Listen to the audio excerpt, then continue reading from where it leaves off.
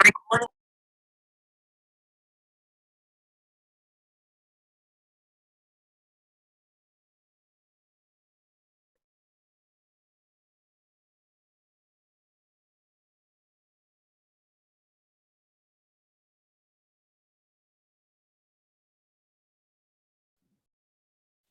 morning, class. Class attendance.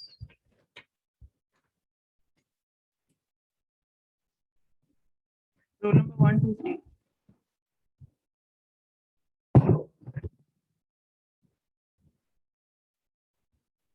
Roll number 1, 2, 3.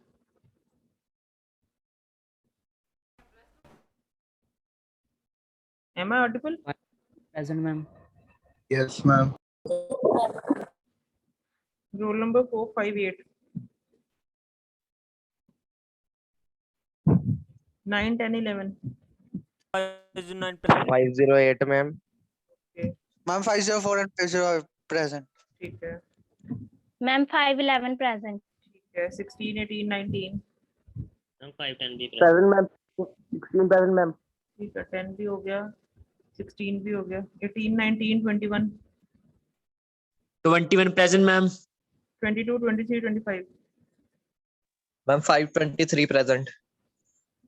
25, 27, 31. 32, 33, 35. Ma'am, 532 present. 36, 37, 38, 40. 536. Ma'am, 35. Ma'am, 35. 38 present, ma'am. ठीक है. 42, 45, 46. 42 present, ma'am. 46 present, ma'am. 42, ma'am. ठीक है बच्चे. 47, 48, 49, 50. Ma'am, 50 present. 51, 52. 1501, 1502.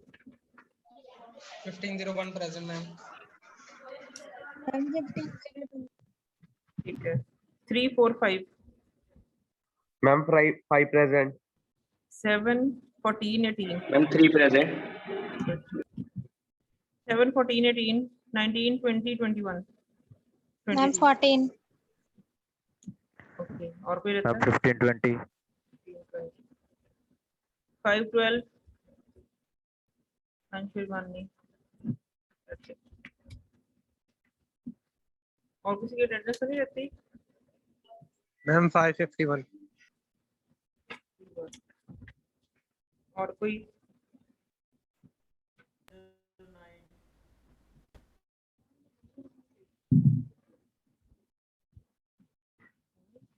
Ma'am, 1503. करती अच्छे. प्रेजेंट सुन लो कौन कौन है. Roll number 2, 4, 5, 8, 10, 11, 16, 21, 23, 32, 35, 36, 38, 42, 46, 50, 51, 1501, 1502, 1503, 1505, 15, 14, 15, 20. कोई और तो नहीं है इसकी अटेंडेंस ना लगी? Ma'am, 533. 15 4 की लगा दी. 533 की लगा दी. Ma'am, 535 present. 5 Ma'am, 522. 22 और 9 की भी लगा दी मैंने. और कोई? एक और बच्चा बीच में गर्ल बोल रही है. कौन था वो? Ma'am, 535 की हाँ लगती. लगा दी हुई है. बस ठीक है क्लास. आपकी सेकंड असाइनमेंट कहाँ तक पहुंची है? कंप्लीट कर लिया क्यूज तक आपने? नो मैम, हम सेकंड अभी मिली नहीं, फर्स्ट वाली दी थी आपने. अरे हु टोल्ड यू सेकंड नहीं मिली? किसी को पता सेकंड असाइनमेंट के बारे में? No, ma'am. नहीं, मैंने वेरी फर्स्ट डे जब मैंने आपको ये सब्जेक्ट पढ़ाना शुरू किया, मैंने कहा नहीं जो मैं बोलूंगी, जो मैं टॉपिक करवाऊंगी सारे असाइनमेंट में लिखने हैं. एक नोटबुक बना लो. नहीं बोला था मैंने? Ma'am, yes कहा था. मैम यस कहा था. मैंने कहा था वही नोटबुक आपकी मैं असाइनमेंट के तौर पे सबमिट कर लूंगी. आप नहीं बना रहे नोटबुक एक कोई भी, तो कहाँ से पढ़ोगे कल को? मैंने तो वेरी फर्स्ट डे दोनों क्लासेस को, और मेरा रूल है इतने सालों से, मैं हर बार यही कहती हूँ जो मैं पढ़ाती हूँ उसको नोटबुक में लिख लो भाई, ये असाइनमेंट है, कोई अलग से बनाने की जरूरत ही नहीं है. सरप्राइज मतलब ना हर बार देखो assignment 2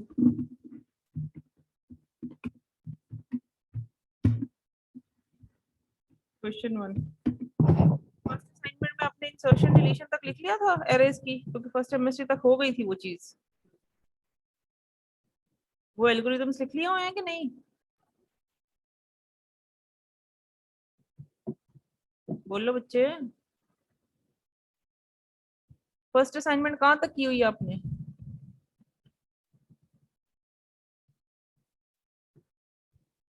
ma'am first assignment data structure तक किया था, एरे वाला भी क्वेश्चन। एरे और उसके types? Yes ma'am.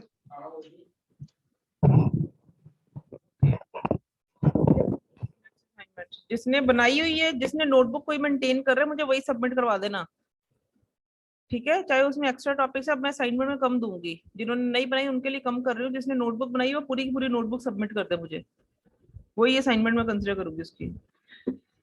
Right an algorithm to insert an element at kth position of array.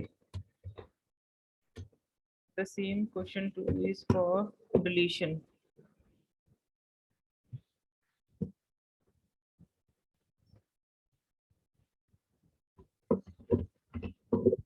Insertion के ऊपर थोड़ी सी इंट्रोडक्शन लिख के उसका एल्गोरिथम लिखना है। इंसर्शन एट kth पोजीशन, ऐसे डिलीशन की इंट्रोडक्शन, डिलीशन ऑपरेशन क्या कहता है?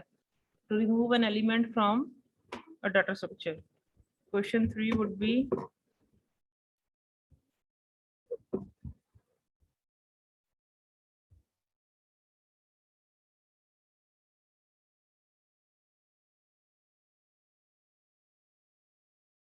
मैम जो एरे वाला क्वेश्चन था ना, वो फर्स्ट असाइनमेंट में नहीं दिया था मैम, उसमें दूसरे क्वेश्चंस थे, डाटा स्ट्रक्चर और उसके टाइप्स।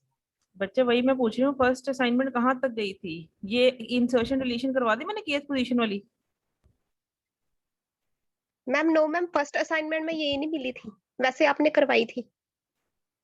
क्योंकि ये फर्स्ट एमएसटी तक हो चुकी थी, नो डाउट। मैंने पहले एमएसटी में इसके क्वेश्चंस नहीं डाले थे आपको, पर मैंने सिलेबस यहाँ तक आपको कहा था कि 2 एल्गोरिथम्स करके रखोगे आप, 2 टाइप्स। Yes ma'am. चलो कोई नहीं, नहीं किया हुआ तो लिखना है इसको, क्योंकि पेपर के एग्जामिनेशन पॉइंट ऑफ व्यू से जो ज्यादा इंपॉर्टेंट होते हैं वो तो हम कहते हैं आपको कि लिखो, बाकी सिलेबस हमने सारा ही खत्म करवाना है। लिखो इसको।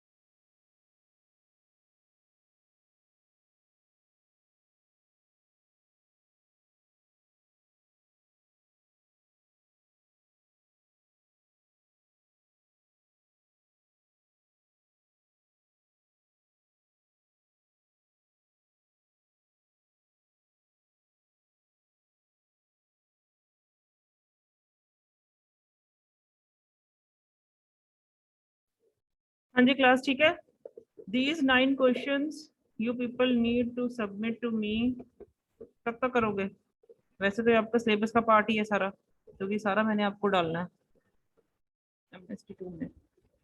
So you will be completing all this assignment by most probably Sunday. कर लोगे 3 दिन में? मैम नहीं। नो मैम, मैम थोड़ा टाइम दे दो।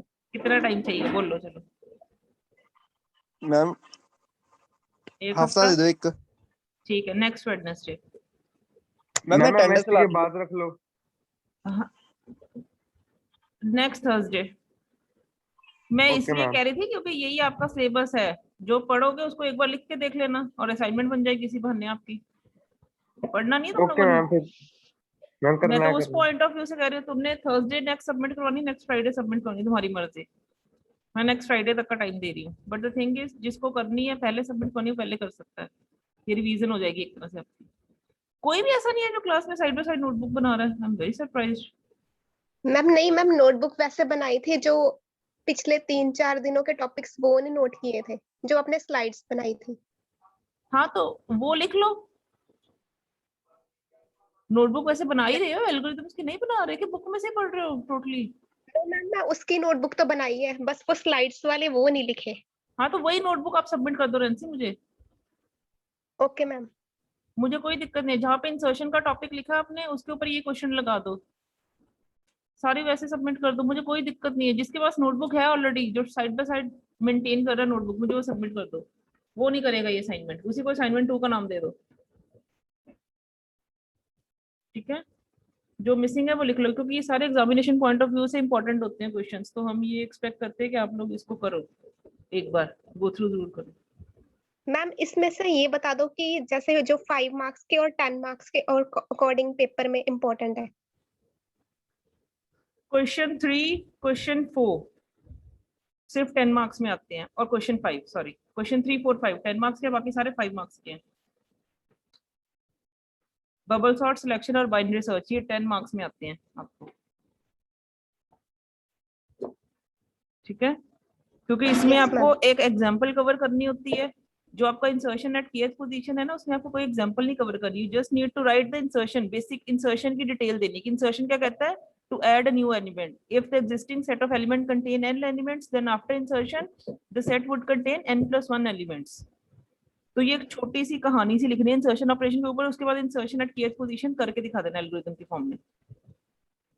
लेकिन बबल सॉर्ट, सिलेक्शन और बाइनरी में आपको एक एग्जांपल कवर करनी है, तो दैट टेक्स टाइम। पहले बबल सॉर्ट बताओगे क्या कहती है कि नेबरिंग एलिमेंट के साथ कंपेयर करना है एंड स्वैप करना है if the order is not correct. पहले ये इंट्रोडक्शन देके then you go for example, let us consider an array with 5 elements, तो उसके ऊपर सॉर्टिंग प्रोसीजर लगाना है, then you go for the algorithm. तो इसलिए 10 मार्क्स का 3 चीजें हो गई इसमें। इंट्रोडक्शन एंड एग्जांपल 5 मार्क्स में आती है, 5 मार्क्स का ये एल्गोरिथम को आपको जज करता है उसके बेसिस पे एग्जामिनर। लेकिन इंट्रोडक्शन होनी चाहिए, चाहे उसको 5 लाइनों में लिखो, बाकी डिपेंड करता है तुमने 10 लाइनों में लिखनी है, लेकिन थोड़ी सी इंट्रोडक्शन जरूर होगी, क्या सॉर्टिंग प्रोसीजर है, इसका क्राइटेरिया क्या है, ठीक है? चलें आगे, नेक्स्ट करें फिर। Yes ma'am.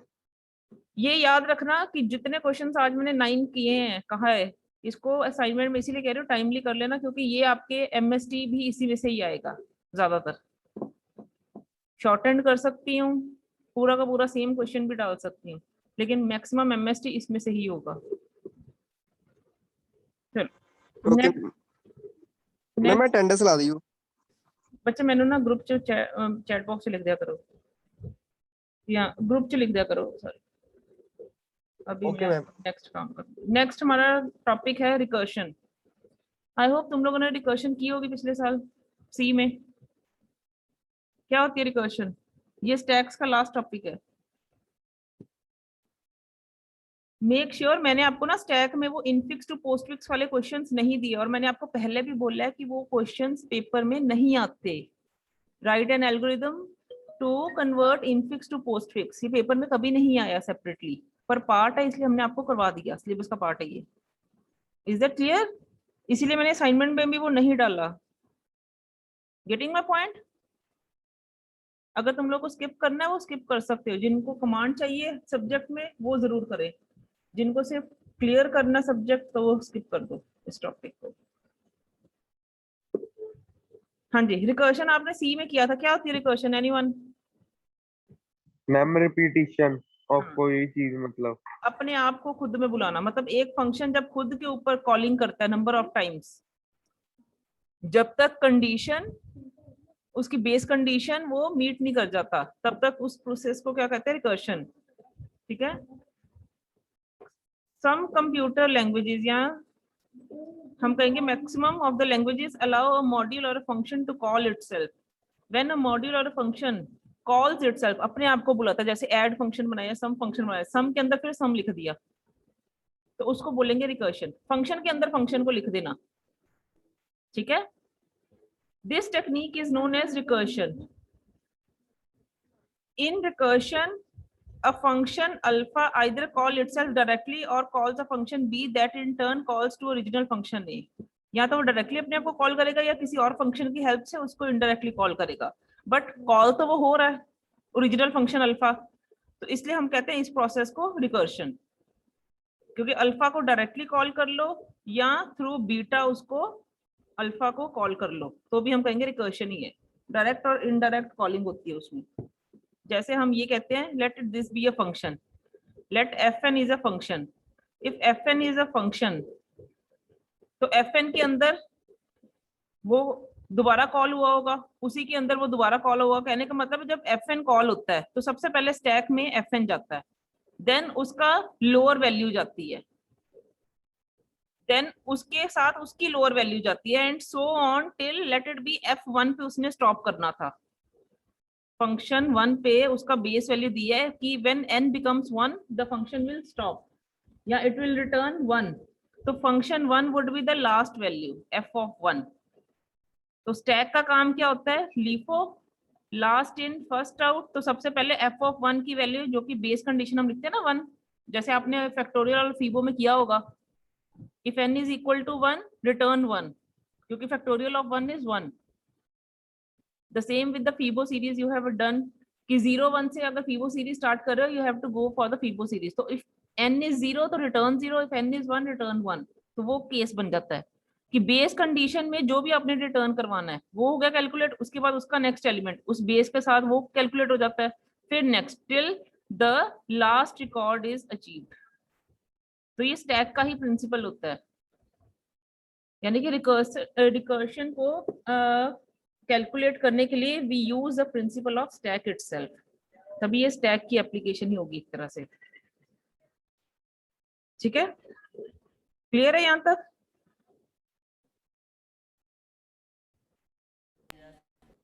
पता है ना रिकर्शन क्या होती है? हाँ कि नहीं?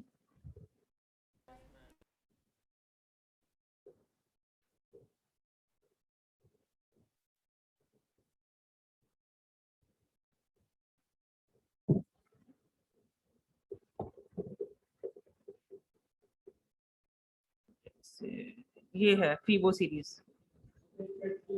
जैसे लेटेड भी तुमने 5 नंबर्स का फीबो कैलकुलेट करना है, तो this is the process of recursion. Fibo 5 will call fibo 4 and fibo 3, then fibo 4 will call fibo 3 and 2, then 3 will call 2 and 1, 2 will call 1 and 0, और 0 1 पे वो स्टार्टिंग जो उसकी है बेस वैल्यू होती है। 0 1 पे प्रोसीजर ने स्टॉप करना है कि आइदर फीबो 0 पे पहुंच गया या 1 पे पहुंच गया, तो प्रोसीजर हैज टू स्टॉप।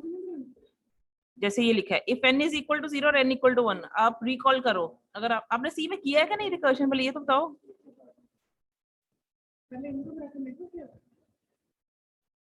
आपने सी में रिकर्शन किया है कि नहीं? बोलो क्लास।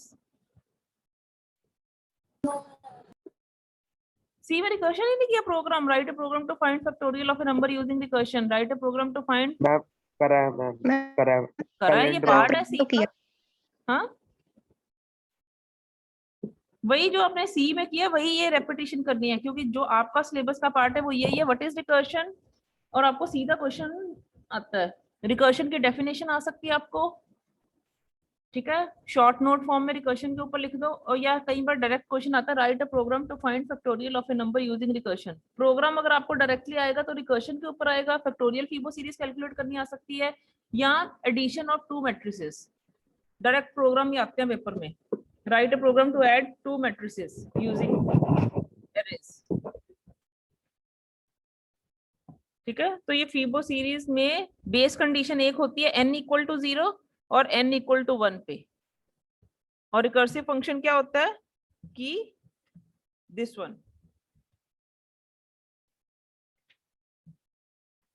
ये फैक्टोरियल के केस में फीबो का भी ऐसा ही होता है। जैसे मिनट यहाँ पे लिखा होगा, दिस इज फॉर फैक्टोरियल, जैसे ये फैक्टोरियल का इसने दिखाया n into F of n minus 1, 5 into factorial 4, 4 into factorial 3, 3 into factorial 2, 2 into factorial 1, 1 पे स्टॉप कर दिया। तुम 0 पे स्टॉप कर सकते हो, लेकिन 0 पे स्टॉप करने पे अगर रिटर्न 0 कर रहे हो तो फैक्टोरियल 0 बन जाएगा, तो इसलिए हमें स्मार्टली वर्क करना पड़ता है।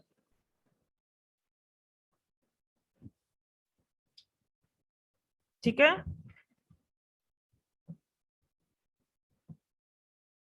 इसका Yes, जो ma'am. प्रोग्राम है you can see to this, आप रिकॉल कर सकते हो। आपने फैक्टोरियल प्रोग्राम बनाया होगा सी में, क्या किया आपने, सिंपली एक आई वेरिएबल लेना है लूपिंग के लिए, क्योंकि फैक्टोरियल जिस नंबर का कैलकुलेट करना उस नंबर तक मूव करना पड़ेगा। देन फैक्टोरियल फैक्ट वेरिएबल लिया, उसको इनिशियलाइज किया बाय 1। ये इनिशियलाइजेशन जरूरी है, क्योंकि जब हम फैक्टोरियल कैलकुलेट करते हैं ना, तो हम ये कहते हैं 5 का फैक्टोरियल क्या होता है, 5 इंटू 4 इंटू 3 इंटू 2 इंटू 1, या 1 से लेके 5 तक, इसको ऐसे भी कह सकते हैं 1 into 2 into 3 into 4 into 5 number तक पहुंचो। तो वही ये कह रहा है फैक्ट। अब जब 1 से प्रोसेस स्टार्ट करना है तो वो किससे मल्टीप्लाई हो, कोई वेरिएबल होना चाहिए मेरे पास, तो वो हमने ले लिया फैक्ट, फैक्ट इंटू 1। फैक्ट में अगर 1 है, 1 इंटू 1 1 बन जाएगा, उसको कोई फर्क नहीं डालेगा। लेकिन अगर फैक्ट में गार्बेज वैल्यू इनिशियलाइज नहीं करते या 0 करते हो तो वो 0 आंसर आएगा। तो इसके लिए इसको 1 एसेंशियल है कि आप उसको डिक्लेयर करो। मल्टीप्लीकेशन में 1 इज आइडेंटिटी ऑपरेटर, अगर मैथ्स पे कंसेप्ट क्लियर हैं। सम के केस में 0 इज अ आइडेंटिटी ऑपरेटर। जब सम ऑफ फर्स्ट 10 नेचुरल नंबर्स करते हो तो यही यहाँ पे सम डिक्लेयर करते हो 0, क्यों, क्योंकि sum plus I, sum is equal to sum plus I करते हो, तो 0 is identity in case of mathematics. And in case of multiplication 1 is identity, कि 1 से मल्टीप्लाई करने पे नंबर पे कभी फर्क नहीं पड़ता। तो मैंने 1 से 1 को मल्टीप्लाई करवाया, आंसर आया फैक्ट में 1। फिर 1 किससे मल्टीप्लाई हुआ, नेक्स्ट नंबर 2 से, आंसर क्या आया फैक्ट में 2। अब 2 किससे मल्टीप्लाई हुआ, नेक्स्ट नंबर 3 से, आंसर फैक्ट में क्या आया 6। फिर 6 मल्टीप्लाई किससे हुआ, 4 से, आंसर में क्या आया 24। फिर 24 मल्टीप्लाई हुआ 5 से, आंसर क्या आया 120। तो फैक्ट में लास्ट में आंसर क्या स्टोर हो जाएगा 120, जो कि हम प्रिंट करवा लेंगे। तो this is a recursive process.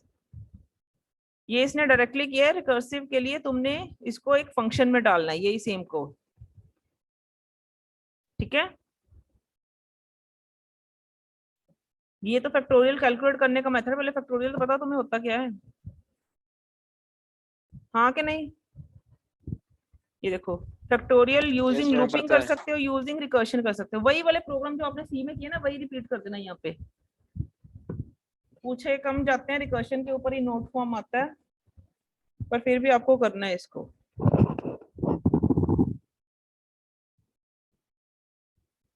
इसके मैं ना आपको इम्प्लीमेंट करके स्क्रीनशॉट शेयर कर दूंगी, फिर भी कोई डाउट रहता है तो you can ask me. Now I will be going to next chapter. ठीक है, the next chapter for me is the link list. अब लिंक लिस्ट होता क्या है, हमने एरेज की थी।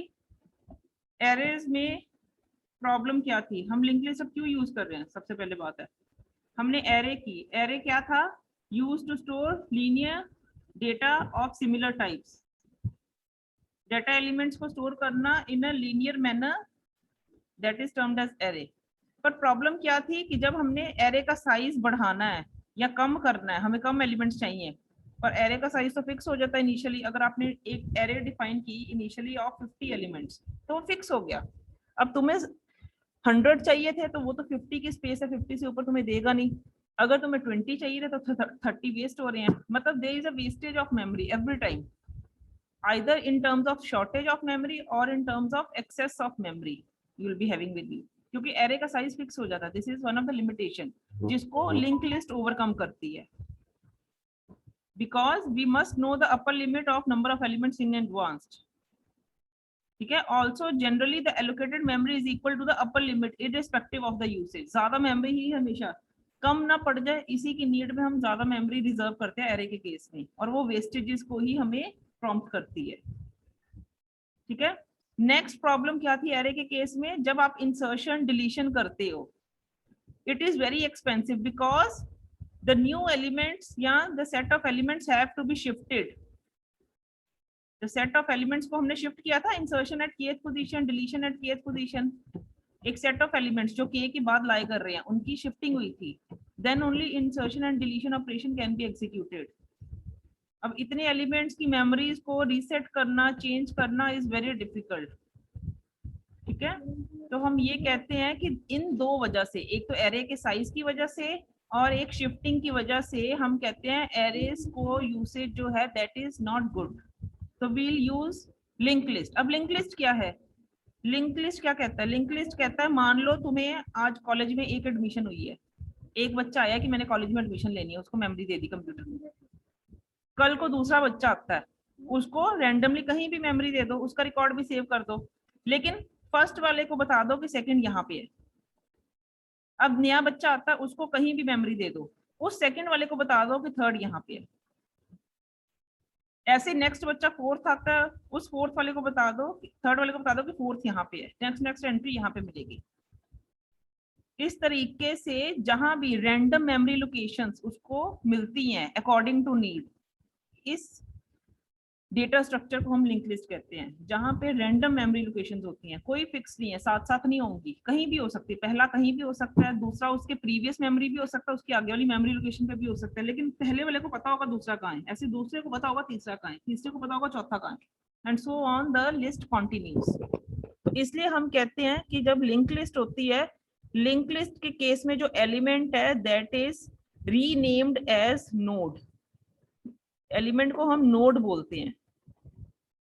ठीक है, जैसे एरेज हो गया, स्टैक हो गया, क्यू हो गया, तुमने एलिमेंट को एलिमेंट बोला, क्यों? क्योंकि उसमें सिर्फ इंफॉर्मेशन है, उसकी वैल्यू है एलिमेंट की।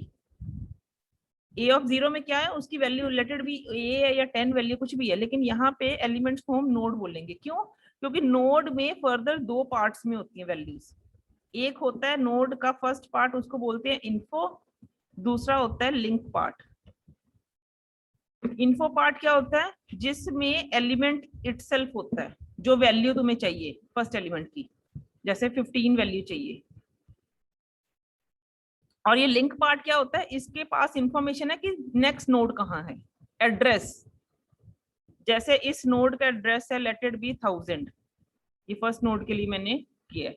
सेकेंड नोड ये वाला है, ठीक है। ये नोड भी किस फॉर्म में होगा? दो पार्ट्स में डिवाइडेड होगा। फर्स्ट पार्ट क्या होगा? इन्फो, लेट इट बी, इसकी इन्फो है 20, इसकी वैल्यू 20 है इस एलिमेंट की, ठीक है। और इसके एड्रेस में किसका होगा इंफॉर्मेशन? नेक्स्ट नोड की।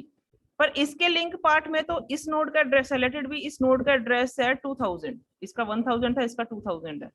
ये 2000 वैल्यू आपको यहाँ रिफ्लेक्ट बैक होगी इसके लिंक पार्ट में। फर्स्ट के लिंक पार्ट में सेकंड का एड्रेस है।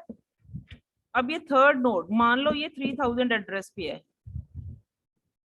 तो थर्ड के लिंक पार्ट में क्या होगा? 3000, ठीक है। फोर्थ नोड मान लो आपका कहाँ है? लेट इट बी, ये इससे भी पीछे है, 500 इंडेक्स पे है। फर्स्ट नोड आपका 1000 मेमोरी लोकेशन पे था, ये 500 मेमोरी लोकेशन पे है। तो इसके प्रीवियस नोड के लिंक पार्ट में क्या होगा? 500, उसकी वैल्यू कुछ भी हो सकती है, 70 लेट इट बी। इसको एड्रेस मिल गया 500 का, तो ये 500 लोकेशन से नेक्स्ट एलिमेंट असेस करेगा, लेट इट बी, उसकी वैल्यू है 10। अब इसके लिंक पार्ट में क्या है? क्योंकि अब सीरीज में और कोई एलिमेंट नहीं है, 4 ही नोड थे मेरे पास, तो इसके लिंक पार्ट में होता है special value that is null. और जिस नोड के लिंक पार्ट में हमें नल मिलता है that indicates end of link list, कि और नोड्स नहीं है, यहाँ पे लिस्ट खत्म होगी। इसके इन्फो पार्ट से लास्ट एलिमेंट असेस कर लो, लिंक पार्ट नल बता रहा है कि और एलिमेंट्स नहीं होंगे कहीं भी। This declares the termination point. ठीक है। बिसाइड्स दिस हमने हर बारी क्या कहा है कि नोड के दो पार्ट्स हैं, इन्फो और लिंक। इन्फो में उसकी इन्फॉर्मेशन होती है, लिंक में उसका एड्रेस होता है नेक्स्ट का। जैसे फर्स्ट के लिंक पार्ट में 2000 था, 2000 इसका एड्रेस है। अब इसके लिंक में 3000 है, 3000 पे नेक्स्ट नोड है। उसके लिंक पार्ट में 500 है, 500 के नेक्स्ट नोड पे पहुंचा दिया। उसके लिंक पार्ट में नल है तो एंड होगी। पर मुझे कौन बताएगा फर्स्ट नोड कहाँ है? हर एक का लिंक पार्ट मुझे नेक्स्ट नोड का रेफरेंस दे रहा है, लेकिन फर्स्ट नोड का रेफरेंस कौन देगा मुझे? उसके लिए भी हमारे पास एक स्पेशल पॉइंटर होता है, start. Start is a special pointer variable that indicates the starting of the link list. Start के अंदर भी एक एड्रेस होता है, वो एड्रेस कौन सा होता है? फर्स्ट नोड का, दैट इज 1000, वो यहां होगा। Is this point clear to you people? Link list क्या होती है?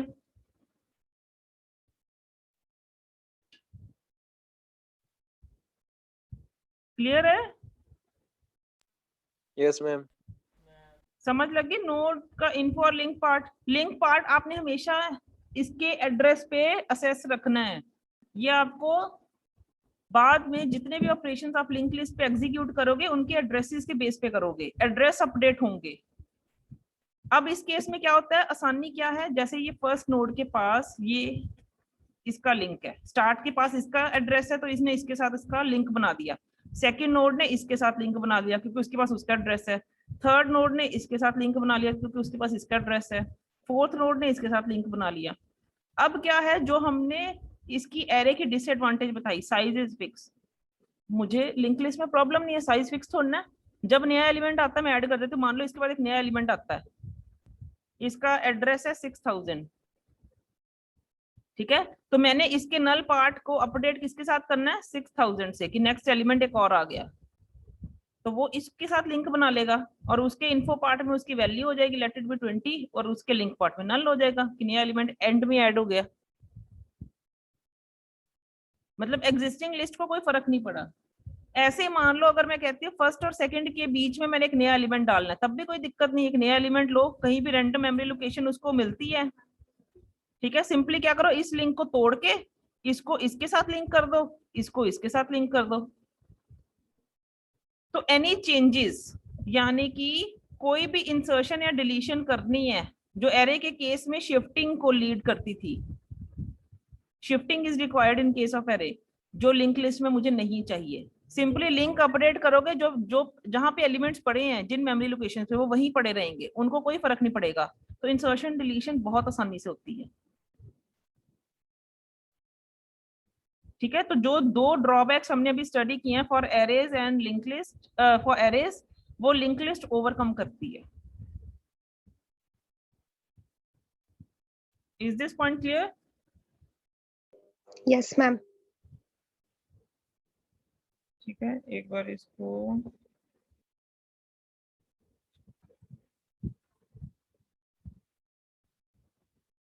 This is a kind of link list. Data next, next लिखा है, कई बार लिंक लिखा होता है, कुछ भी एड्रेस लिखा होता है। नोड के दो पार्ट्स होते हैं, कहने का मतलब ये है, ठीक है।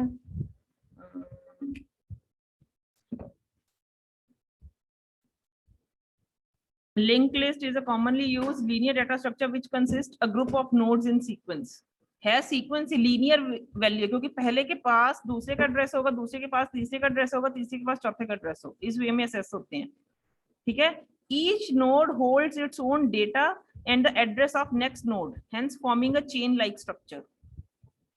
अपनी वैल्यू होती है उसके पास खुद की, जैसे फर्स्ट नोड है तो उसके पास खुद की वैल्यू होगी, फर्स्ट एलिमेंट क्या है लिस्ट का, और उसके पास नेक्स्ट नोड का पता भी होता है कि वो कहाँ मिलेगा तुम्हें।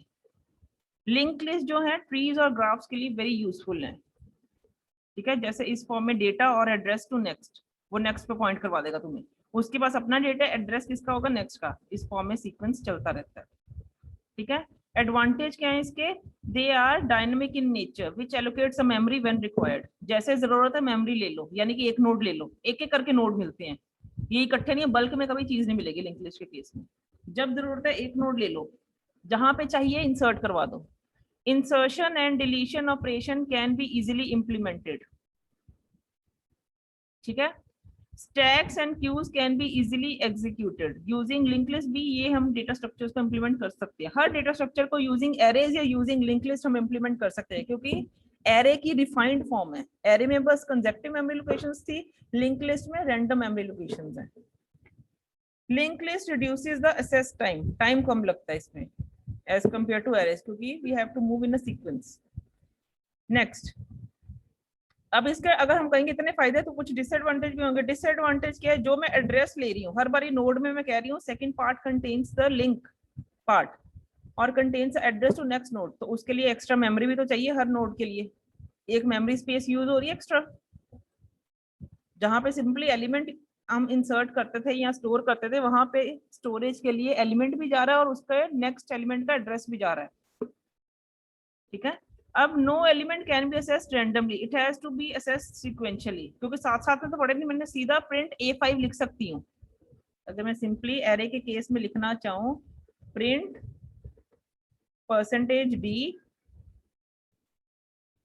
A of 5, तो उसने रैंडमली इसको कैलकुलेट कर लेना। क्यों? क्योंकि using the formula A of j,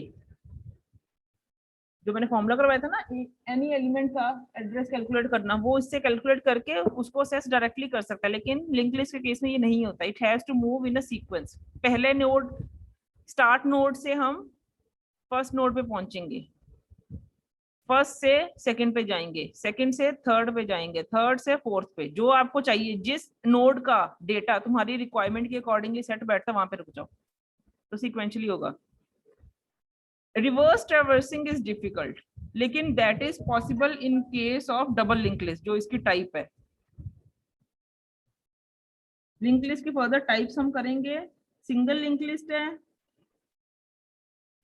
ठीक है, देन डबल लिंक लिस्ट होती है, सर्कुलर लिंक लिस्ट भी होती है, वो भी हम नेक्स्ट टाइम करेंगे।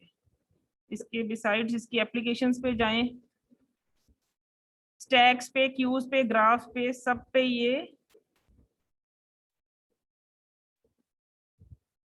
ठीक है, स्टैक्स, क्यूज, ग्राफ की को इंप्लीमेंट करने के लिए यूज होती है link list. Insertion at beginning end of the list, कहीं पे भी कर सकते हो। लिंक लिस्ट में साइज हमें एडवांस में नहीं चाहिए। टाइप क्या है इसकी? Single link list. Single link list मतलब जिसने सीधे चली जाना एक ही डायरेक्शन में। डबल लिंक लिस्ट मतलब तुम उसको सीधे भी जा सकते हो या उल्टी भी लिस्ट कर सकते हो। जैसे मैं अटेंडेंस लेती हूँ हमेशा 1 to 50 रोल नंबर्स की लेती हूँ, मैं 50 to 1 की भी ले लूँ, double link list. Starting point से एंड पॉइंट तक जाना या एंड पॉइंट से स्टार्टिंग तक आना, उसको डबल लिंक लिस्ट सॉल्व करती है। सर्कुलर, घूम के स्टार्टिंग से एंड तक गए, एंड से घूम के फिर स्टार्टिंग पे आ गए, जो हमने सर्कुलर क्यूज के केस में किया था, वही काम उसका हो जाता है। ठीक है, this is the example of single link list. Single link list में क्या होता है? The starting node contains the address of first node, first के बाद सेकंड, सेकंड के बाद third and so on. Double link list, एक ही नोड दो पार्ट्स में डिवाइड करने की बजाय 3 पार्ट्स में डिवाइड कर दो। प्रीवियस का address, information of the current element, next का एड्रेस। इसके पास प्रीवियस एड्रेस होगा, इसके पास नेक्स्ट का एड्रेस। जैसे इस मिडिल नोड के देखो, इसके प्रीवियस एड्रेस में क्या होगा? ये 10 नोड का एड्रेस होगा, और इसके नेक्स्ट पार्ट में क्या होगा? 30 नोड का एड्रेस होगा। तो चाहे प्रीवियसली उसको घुमा लो, ट्रैवर्स करवा लो, चाहे आगे घुमा लो, वो डबल लिंक लिस्ट का काम हो गया। ठीक है, अभी हम कहते हैं लिंक लिस्ट में एक पॉइंटर होता है स्टार्ट, इसमें स्टार्ट और एंड 2 पॉइंटर होते हैं। तुमने स्टार्टिंग से शुरू होकर एंड तक